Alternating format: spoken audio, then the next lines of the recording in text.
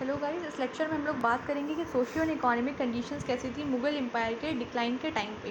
Cast क्या क्या role था, वुमेन का क्या रोल था, स्लेवरी थी कि नहीं थी, है ना, आर्किटेक्चर क्या था उस टाइम पे, कल्चर वगैरह की हम लोग बात करेंगे। और साथ ही हम लोग बात करेंगे कि किस तरह से जो एग्रीकल्चर था वो सफ़र कर रहा था। और सबसे ज़्यादा बात करेंगे हम लोग की एजुकेशन जो थी वो इम्पॉर्टेंट थी कि नहीं थी तो कौन से सब्जेक्ट्स इंपॉर्टेंट थे, ये सारी चीज़ों के बारे में। एक्सपोर्ट एंड इंपोर्ट की क्या कंडीशन थी, ट्रेड हमारा क्या, ट्रेड में क्या क्या चीज़ें हम लोगों को ज़्यादा हो रही थी, एक्सपोर्ट और इंपोर्ट, इन सारी चीज़ों के बात करेंगे। सबसे पहले अगर सोशल इकोनॉमिक कंडीशन के बारे में बात करते हैं तो हम लोग बात करेंगे एजुकेशन के बारे में। एजुकेशन की अगर बात करेंगे तो लिटरेचर, फिलॉसफी, लॉ, लॉजिक, ये सारी चीज़ें पढ़ाई जा रही थी। ठीक है, प्राइमरी एजुकेशन जो थी पाठशाला और मठ में हो रही थी वो। ठीक है, हायर एजुकेशन जो थी वो आपकी चतुपथी थी और आपकी बोल सकते हैं मद्रास और बनारस, इन सारी जगह पे होती थी। लेकिन जो मॉडर्न सब्जेक्ट थे जैसे साइंस हुआ, ज्योग्राफी हुआ, ये सारे उस टाइम पे सब्जेक्ट्स जो थे वो मिसिंग थे उस टाइम पे। वुमेन की कंडीशन की अगर बात करते हैं तो वुमेन की जो कंडीशन थी वो बहुत ही ज़्यादा लो कंडीशन थी, यानी ये बोल सकते हैं एक तरह से कि एकदम उन्हें साइडलाइन कर दिया गया था वुमेन्स को। ठीक है, क्यों? क्योंकि भाई पैट्रियार्की थी उस टाइम पे। पैट्रियार्की बोले तो सत्तात्मक सत्ता थी, यानी आदमी की ज़्यादा चल रही थी, वो उनको कुछ समझते ही नहीं थे, है ना, इस तरह से। इसके अलावा स्टेटस ऑफ वुमेन बोल सकते हैं बहुत ही ज़्यादा लो था। इसके अलावा बाकी चीज़ें भी थी, डाउरी थी, पर्दा प्रथा थी, सती था, और आपका पॉलीगैमी था, चाइल्ड मैरिज थी। ये सारी चीज़ें जो थी जो कि बताती हैं कि वुमेन की कंडीशन उस टाइम पे कैसी हो सकती है ना।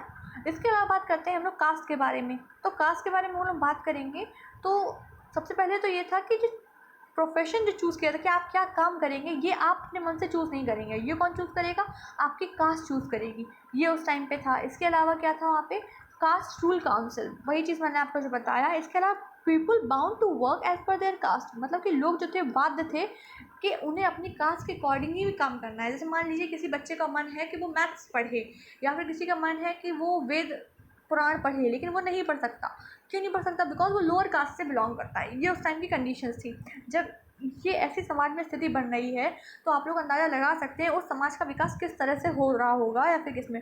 और ऐसा नहीं केवल हिंदू रिलीजन में ही ऐसी चीज़ थी, इस्लाम में भी सारी चीज़ें थी। ठीक है, इस्लाम में भी सारी चीज़ें थी। इस्लाम में भी दो पार्ट में थे, शिया सुन्नी में डिवाइड थे। इसके अलावा बाकी जो इस्लाम में जो स्टेटस होता था वो वेल्थ के बेस पर करते थे कि कौन मतलब जो ज़्यादा, जिसके पास वेल्थ है उसको ज़्यादा हम लोग सुपीरियर मानते थे।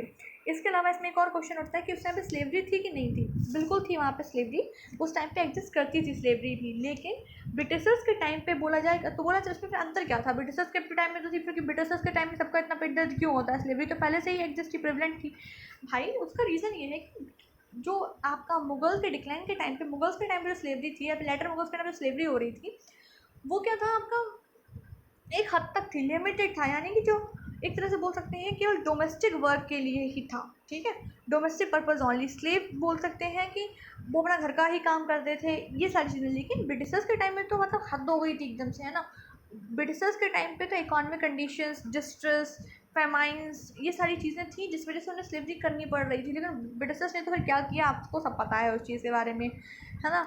जो लेकिन केवल एक तरह से काम मिल जाए लोगों को, जो ये वाली स्लेवरी हो रही थी यहाँ पे, लोगों को काम मिल जाए, लोग कुछ अपना पेट पाल लें, उस टाइम में था। मतलब एक तरह से बोल सकते हैं उतना एक्सप्लॉयटेशन नहीं था इस टाइम पे जितना ब्रिटिशर्स के टाइम पे था। होता है ना कि कोई एक आदमी थोड़ा बुरा होता है, कोई ज़्यादा बुरा होता है, तो हम लोग बोलते हैं कि ये तो थोड़ा बुरा है ना, इसके साइड में चलते हैं, ज़्यादा बुरा से तो बेटर है। वो सेम चीज़ थी, बुरा ये भी था लेकिन ये ब्रिटिशर्स से थोड़ी बेटर कंडीशन थी। और यहाँ पे पता है एक चीज़ और बता दें कि इथोपिया जो हमारी कंट्री है उससे स्लेव को एक्सपोर्ट किया जाता था, ये भी इसमें मेन रीज़न है। इसके अलावा हम लोग बात करते हैं आर्किटेक्चर और कल्चर की, तो बोल सकते हैं इतना अच्छा नहीं था। मैंने जैसे बताया था कि मुगल्स के टाइम पे इकोनॉमिक कंडीशन जो थी ख़राब हो चुकी थी। अब देखिए ये सुंदरता हुआ या फिर मकान बनवाना, कंस्ट्रक्शन बनवाना, ये उस टाइम पे लोगों को आता है जब उनका पेट भरने के लिए पैसे होते हैं। और जब पेट भरने के लिए पैसा नहीं है तो आपको ये सुंदरता वंदरता वो सारी चीज़ें नहीं समझ में आती हैं उस टाइम पे, है ना। तो वही सेम चीज़ है, जब यहाँ पे इतनी गरीबी आ गई थी तो कौन यहाँ पे बैठ के कुछ बनवाएगा, या फिर बोल सकते हैं कि जो सेंट्रलाइज आर्ट थी जो केवल राजा महाराजाओं तक सीमित थी, जो एक बोल सकते हैं मुगल एम्परर तक सीमित थी, अब वो लोकलाइज हो चुकी थी एकदम से कि आम लोग भी उसको देख पा रहे थे, है ना। सवाई जयसिंह जयपुर में उनका यूज़ उन्होंने किया, ठीक है। पद्मनाभपुरम पैलेस ट्रेवनकोर में बनवाया गया, राजपूताना स्कूल बनवाए गए, उर्दू भी इसी टाइम पे डेवलप हुई थी, सितार पोइट्री स्टार्ट हुई थी इस टाइम पे। इसके अलावा रिसालो जो था, जो कि कलेक्शन है पोइम्स का, जिनको सहाबुद्दीन लतीफ़ जो हैं उन्होंने इसको कंपोज किया है, वो भी इस टाइम पे ही प्रेवलेंट हुआ है। इसके अलावा असफुद्दौला ने बड़ा इमाम बाड़ा जो था वो बनवाया। ये सारी चीज़ें इसी टाइम पे ही चल रही हैं यहाँ पे।